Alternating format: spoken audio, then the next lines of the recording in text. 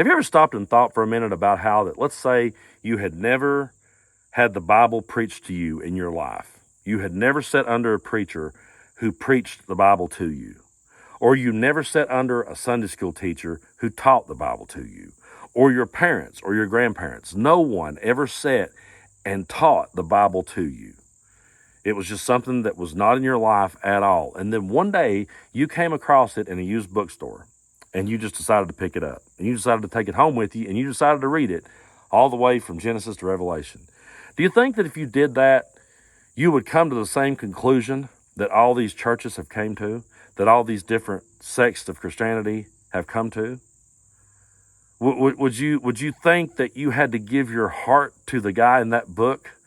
Would it really reel you in, and would it really hook you, and would you walk away from it going, this is the infallible word of God, if you didn't have somebody take you by the hand and guide you through it and tell you that it's the word of God? Would you come away with that thought if it was never taught to you from the time you were little?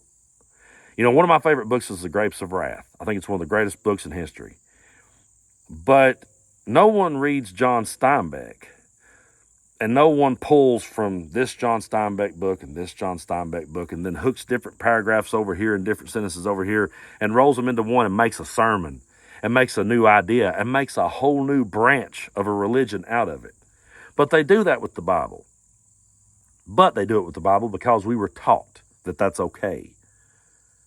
But what if we were never taught it at all? If we were never taught it at all, would we pick it up and think that it had the value that we're groomed to believe it has?